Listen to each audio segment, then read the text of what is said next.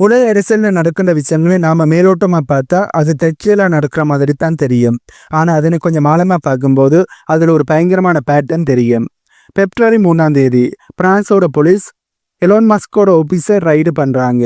பிப்ரவரி 14ஆம் தேதி அந்த ரைடுக்கு காரணமாக இருந்த எம்பிஐ அமெரிக்கா பேன் பண்ணுறாங்க. அதாவது அமெரிக்காவுக்கு வருவதற்கு தடை பண்ணுறாங்க. வெறும் 11 நாள் இடைவெளியில் இது நடந்திருக்கு. இது தற்செயலான்னு பார்த்தா கண்டிப்பா இது தற்செயலா நடந்த விஷயம் இல்ல. எங்களுடைய ஆளு நீ தொட்டா உன்னை எங்களுடைய நாட்டுக்கு வரவிட மாட்டோம்னு அமெரிக்கா கொடுத்திருக்கிற நேரடியான பதிலடி தான் இது.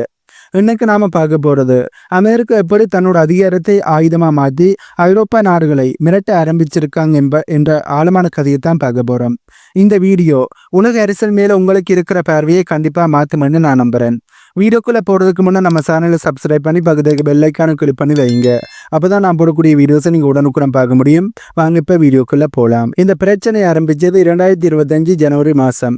பிரான்ஸோட எம்பியாக இருக்கின்ற எரிக் பேதல் அவர்கள் சும்மா ஒன்றும் எலான் மஸ்க் மேல கம்ப்ளைண்ட் கொடுக்கல. அவர் ஒரு டேட்டா அனலைஸ் பண்ணித்தான் அதாவது பிரான்ஸோட வழக்கறிஞர் கிட்ட பேசியிருக்கார். அவர் அப்படி பேசும்போது என்ன சொல்லியிருந்தாருன்னா, எக்ஸ் தளத்தோட அல்காரிதம் இப்போ ஒரு பொலிட்டிக்கல் வெப்பனா மாறிடுச்சேன்னு சொல்லியிருக்கார். அது மட்டும் இல்லாமல் அவர் சொன்ன 3 முக்கியமான பாயிண்ட்ஸை இப்போ பார்ப்போம். முதலாவது, அல்கோரிதம் மேனிப்புலேஷன். 2022 எலோன் மஸ்க் அவர்கள் எக்ஸ் தளத்தை வாங்கினதுக்கு பிறகு அதில் இருக்கிற ரீகமெண்டேஷன் இன்ஜின், அதாவது உங்களுக்கு எதை காட்டணும் என்று முடிவு பண்ணுற அந்த சிஸ்டம் பிரான்ஸ் நாட்டுக்கு உள்நாட்டு அரசியல் குழப்பத்தை உண்டாக்குற மாதிரி மாற்றப்பட்டிருக்கு. இரண்டாவது, ஆர்டிபிஷியல் இம்ப்ளிகேஷன். தேவையில்லாத வன்முறையை தூண்டுற கருத்துக்கள் தானாகவே அதிகமாக மக்களுக்கு போய் சேருது. இது ஏதோ தற்செயலாக நடக்கல, வேணுமென்ன பூஸ்ட் பண்ணப்படுது என்றும் எரிக் அவர்கள் சொல்லியிருக்கார். மூன்றாவது, சைபர் செக்யூரிட்டி த்ரெட். இந்த புகாரை பிரான்ஸோட ஒரு ரகசிய சைபர் செக்யூரிட்டி ஏஜென்சியினுடைய டிரெக்டரும் உறுதி செஞ்சிருக்கார். டேட்டா திருடப்படுது, சிஸ்டம் டெம்பர் செய்யப்படுதுன்னு இவங்க ஒரு கிரிமினல் பொறுப்பை கொடுத்துருக்காங்க. இதுக்கிடையில இன்னும் ஒரு அதிர்ச்சியான விஷயம் வெளியே வந்திருக்கு. எலோன் மஸ்கினுடைய பெருமைக்குரிய குருக் ஏஐ சாட்போர்ட்டில் ஒரு பெரிய ஓட்டை இருக்கிறதா பிரான்ஸோட அதிகாரிகள் கண்டுபிடிச்சிருக்காங்க. யூசர்ஸ் கொடுக்கின்ற சாதாரணமான கமெண்டை வச்சு பெண்களோட, அதுவும் முக்கியமான மைனர் சிறுமிகளோட ஆபாசமான டீப் ஃபேக் போட்டோக்களை இந்த ஏஜை உருவாக்கி தருதுன்னு ஆதாரங்களோட பிரான்ஸோட அதிகாரிகள் நிரூபிச்சிருக்காங்க. இது பிரான்ஸ் நாட்டு சட்டப்படி மிகப்பெரிய ஒரு குற்றம். இந்த விசாரணை விரிவடைஞ்சு 3 முக்கியமான குற்றச்சாட்டுகள் எலோன் மஸ்க் மேல வைக்கப்பட்டிருக்கு. முதலாவது, இல்லீகல் பிளாட்ஃபார்ம் ஆபரேஷன். ஒரு சட்டவிரோதமான கும்பல் போல செய்யப்பட்டு பிளாட்ஃபார்மை நடத்துறது. இரண்டாவது, ஃப்ராடுலன்ட் டேட்டா எக்ஸ்ட்ராக்ஷன், அதாவது முறையற்ற வகையில மக்களோட தரவுகளை திருடுறது. மூன்றாவது, டெம்பரிக் ஆட்டோமேட்டட் டேட்டா சிஸ்டம். ஆட்டோமேட்டட் சிஸ்டங்களை முறைகேடாக கையாள்வது. இப்படி 3 குற்றச்சாட்டுகள் எலோன் மஸ்க் மேல வைக்கப்பட்டிருக்கு. விசாரணை முத்தி போய் கடைசி பிப்ரவரி 3, 2026 பிரான்ஸோட அதிகாரிகள் ஒரு அதிரடியான முடிவு எடுத்திருந்தாங்க. பாரிஸில் இருக்கிற எக்ஸ் தளத்தினுடைய எக்ஸ் நிறுவனத்தினுடைய ஆபீஸை விடிய காலையிலேயே ரைடு பண்ண ஆரம்பிச்சார்கள். அங்கே இருந்த கம்ப்யூட்டர்கள், சர்வர்கள் எல்லாத்தையும் செக் பண்ணிட்டு எலோன் மஸ்க் மற்றும் அந்த கம்பெனியோட முன்னாள் சிஇஓவாக இருந்த லிண்டா ஜாக்கரினோ, இந்த 2 பேருக்கும் பிரான்ஸ் தரப்புலேருந்து சமனானது அனுப்பப்பட்டிருந்தது. அதில் என்ன சொல்லியிருந்தாங்கன்னா, ஏப்ரல் மாதம் நீங்கள் நேரில் வந்து விசாரணைக்கு ஆஜராகணும் என்று ஒரு செக்கை வச்சுருந்தாங்க பிரான்ஸோட அதிகாரிகள். ஆனால் எக்ஸ் தளம் தரப்புல இருந்து ஒரு பதிலை சொல்லியிருந்தார்கள். அந்த பதில்னால் கொஞ்சம் அதிர்ச்சி ஏற்படுத்தி இருந்தது. இதெல்லாம் அரசியல் உள்நோக்கம் கொண்டது. எங்கள் டேட்டாவையும் அல்கோரிதத்தையும் நாங்கள் காட்ட மாட்டோம் என்று எக்ஸ் தளம் தரப்புல இருந்து காட்டமாக சொல்லியிருக்காங்க. இப்படி இருக்கிற பிரான்ஸோட எம்பியாக இருக்கின்ற எரிக் பேதல் அவர்கள் ஒரு மிரட்டலான ஸ்டேட்மெண்ட்டை அதற்கு பிறகு கொடுத்திருந்தார். எனக்கு தெரியும் நான் யார் மேலே கை வைக்கிறேனாண்டு. பிரான்ஸோட சட்டத்தையும் ஐரோப்பாவோட சட்டத்தையும் மதிக்காத ஒரு கருவியை, அதாவது ரூல்ஸை கையாளுன்ற அந்த எலோன் மஸ்கை கேள்வி கேட்கறதுக்கு எனக்கு அதிகாரம் இருக்குண்டு அப்படி ஒரு ஸ்ட்ராங்கான ஸ்டேட்மெண்ட்டை இந்த எம்பி கொடுத்திருந்தார். சரி, ரைடு பண்ணிட்டாங்க. அதுக்கப்புறம் என்னாச்சுன்ற கேள்வி கண்டிப்பாக உங்களுக்கு அனுப்பும். இந்த ரைடு நடந்து சரியா 2 வாரம் கழிச்சு எரிக் பேதல் அவர்கள் ஒரு வேலையா அமெரிக்கா போக விசா அப்ளை பண்ணியிருக்கார். ஆனால் அமெரிக்காவோட சீக்ரெட் சர்வீஸ் தரப்புல இருந்து அவருக்கு விசாக்கான பெர்மிஷன் கொடுக்க மறுத்துட்டாங்க. இதற்கு எந்த ஒரு காரணமும் அமெரிக்கா தரப்புல இருந்து சொல்லல.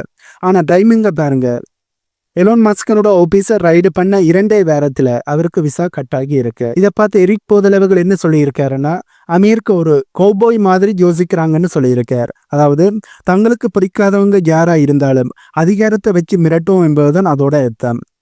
இது வெறும் விசா பிரச்சனை என்று நீங்க நினைச்சீங்கன்னா அதுதான் தப்பு. இது ஒரு சிஸ்டமேட்டிக் அட்டாக். ஒரு அமெரிக்க கம்பெனி மற்ற நாடுகளில் தப்பு பண்ணாலும் அந்த நாடுகளோட சட்டத்துக்கு அந்த கம்பெனி அடிப்படையாது. அப்படி அந்த நாடு நடவடிக்கை எடுத்த அமெரிக்க அரசாங்கம் அந்த அதிகாரிகளை பழிவாங்கும். இது மற்ற நாடுகளுக்கு அமெரிக்கா தரப்பிலிருந்து விடுக்கப்பட்ட ஒரு மிரட்டலாகத்தான் பார்க்கப்படுது. இரண்டு எலோன் மஸ்கினுடைய கம்பெனி, அது ஒரு பிரைவேட் கம்பெனி, அமெரிக்காவோட பிரைவேட் கம்பெனி. அந்த கம்பெனிகள் பிரான்ஸில் ஒரு தப்பி பண்ணியிருக்கிறார்கள். அந்த தப்புக்கு எதிராக விசாரணைகளை நடத்தி சமன் அனுப்பினால் இப்போ அமெரிக்காவோட அரசாங்கம், அது ஒரு பிரைவேட் கம்பெனியாக இருந்தாலும் அது தங்களுடைய நாட்டில் இருக்கிற கம்பெனியான்னு சொல்லி அமெரிக்காவோட அரசாங்கம் யார் விசாரணையை நடத்தினார்களோ, யார் கம்ப்ளைனை கொடுத்தார்களோ அவருக்கு எதிராக தங்களுடைய நடவடிக்கையில் ஈடுபட்டிருக்காங்க. இது எப்படி இருக்காங்க?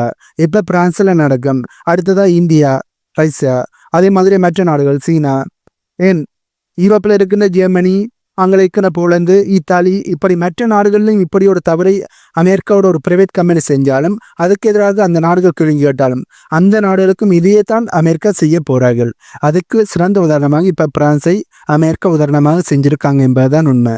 ஆகவே இது உலக நாடுகளுக்கு கொடுக்கப்பட்ட ஒரு மிரட்டலாகத்தான் பார்க்கப்படுது. இப்போ பிரான்ஸ், ஜெர்மனி மாதிரியான நாடுகள் என்ன யோசிப்பாங்க?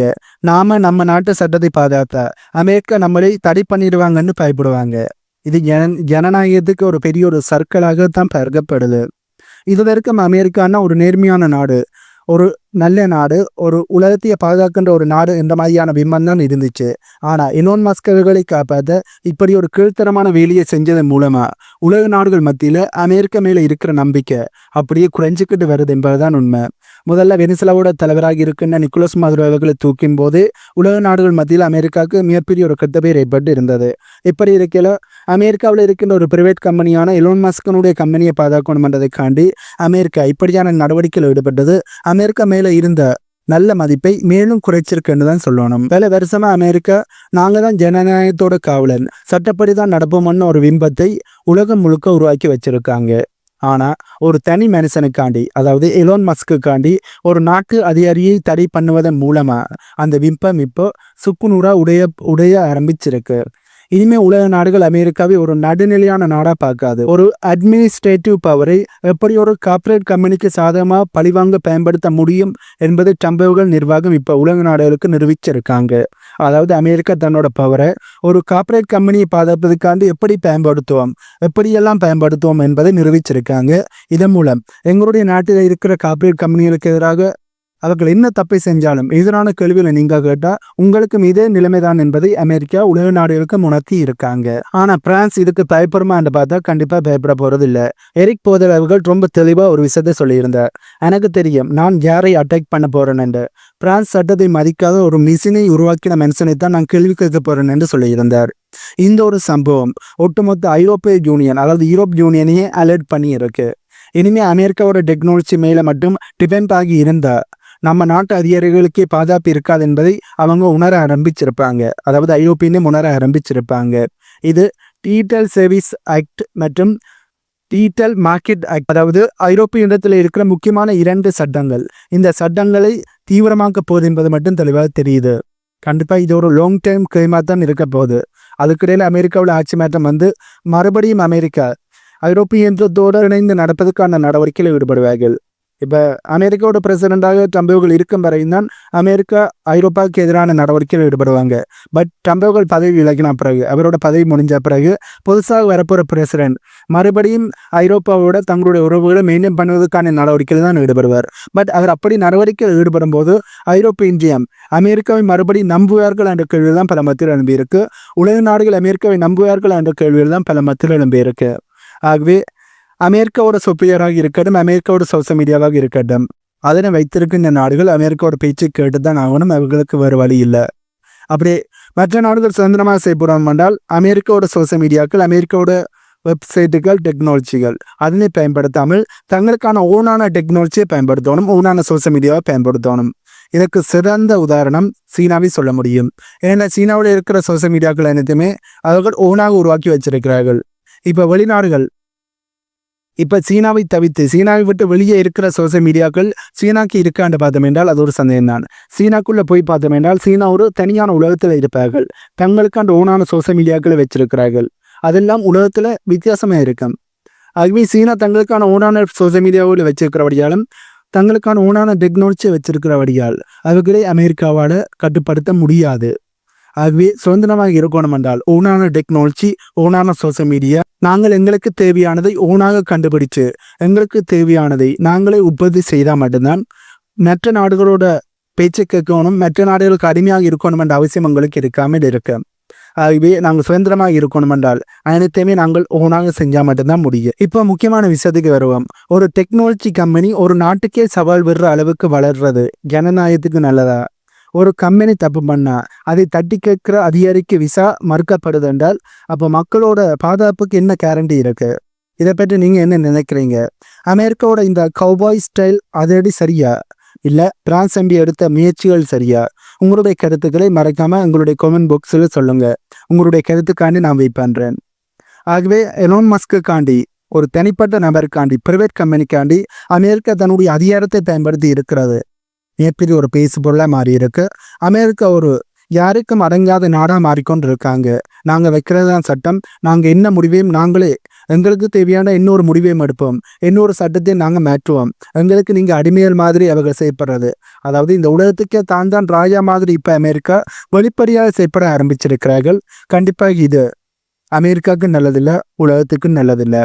ஆகவே இந்த வீடியோவில் நான் சொன்ன தகவல்கள் உங்களுக்கு புதிதாக இருந்திருக்குமென்னு நம்புகிறேன். இந்த தகவல்கள் உங்களுக்கு புதிதாக இருந்தால் இந்த வீடியோக்கு லைக் பண்ணி நம்ம சேனலை சப்ஸ்கிரைப் பண்ணி பக்கத்துக்கு பெல் ஐக்கானை கிளிக் பண்ணி வைங்க. அப்போ தான் நான் போடக்கூடிய வீடியோஸை நீங்கள் உடனுக்குன்னு பார்க்க முடியும்.